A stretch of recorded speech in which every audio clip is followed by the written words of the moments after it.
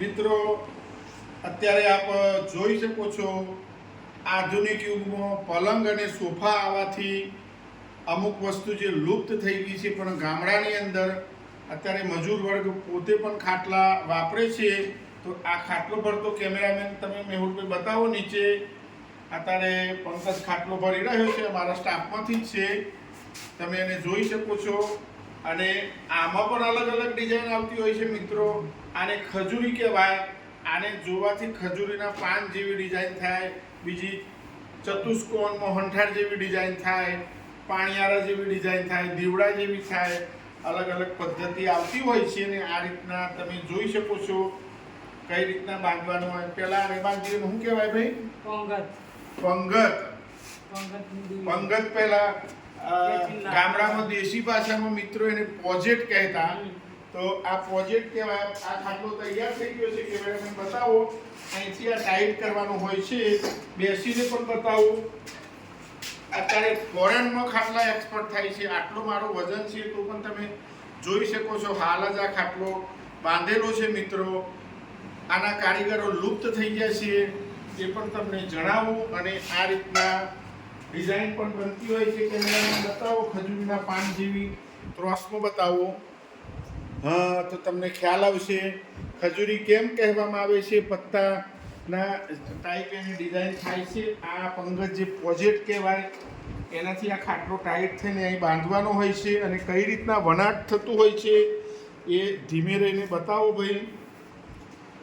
આ pure સૂતરનું on કહેતા હોય છે, ઊન, એ આ છે મિત્રો, તમે જોઈ શકો છો.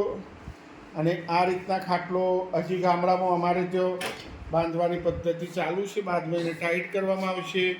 નીચે દોરી પણ બતાવો, જે પ્યોર સુતરાઉ દોરી આવતી હોય અને ગામડામાં ઓન કહેતા હોય છે, ઉત્તર ગુજરાતની ભાષામાં.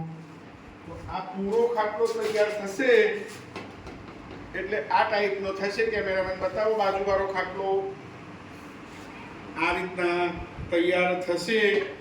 તો આ બતાવવાનો આશય એવો છે મિત્રો કે હવે આ લુપ્ત થતી આધુનિક યુગમાં, પ્લાસ્ટિકના જમાનામાં, પલંગના જમાનામાં આ લુપ્ત થતી વસ્તુ છે. પલંગ કોઈ જગ્યાએ લઈ નહીં જવાય મિત્રો. આને તો આ રીતના કોઈ બી જગ્યાએ તમારે બહાર ઊંઘવું હોય રાત્રે તો તમે લઈ જઈ શકો છો. તો આપણા વડવાઓ એટલા હોશિયાર હતા. અત્યારે પલંગ અને સોફા થોડા ઊંચા કરીને લઈ જવાય. તો મિત્રો અમે આધુનિક યુગમાં મારા પોતાના ઘરે પણ 5 ખાટલા છે. તો તમે પણ રાખી શકો. હાથેથી વણાટની ગોદડીઓ આના પર નાખીને ઉનાળામાં ઊંઘવાની મજા આવતી હોય છે. અને આ રીતના વણાટ તમે જોઈ શકો છો, આડું અને ઊભું, એ રીતના આ ખાટલો તૈયાર થતો હોય છે.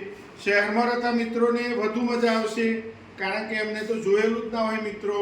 એ પણ તમને જણાવું. અને આ રીતના હાથેથી દેશી પદ્ધતિથી ખાટલો ભરવામાં આવે છે. તો મિત્રો વિડીયો જોતાં જોતાં પણ સારો લાગે તો તમે લાઈક કરી શકો છો, શેર કરી શકો છો, અને બીજા મિત્રોને પણ બતાવી શકો છો મિત્રો. એ પણ હું આપને જણાવું.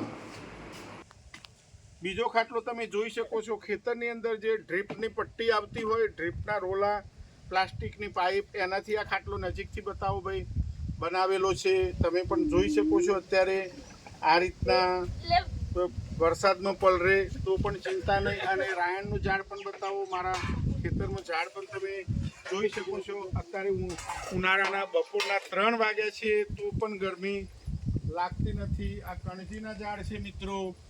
અલગ અલગ પ્રકારના ઝાડ છે. આ બાજુ સાગ અને સીસમ પણ બતાવો. આપ જોઈ શકો છો. પેલી સાઈડ આંબલીના ઝાડ પણ બતાવી શકો છો. આંબળી, લીંબુડી અમારે ત્યાં વાવેતર કરેલું છે મિત્રો. અને આ પાણી ઠંડુ રાખવા માટે દેશી પદ્ધતિ હાથ વણાટથી બનાવેલું છે મિત્રો. એ પણ તમે જોઈ શકો છો. અને પાણી ઠંડુ રાખવા માટે માટલા પણ મૂકેલા છે. તો આ રીતના ખેતરમાં અમે આનંદ માણી રહ્યા છીએ.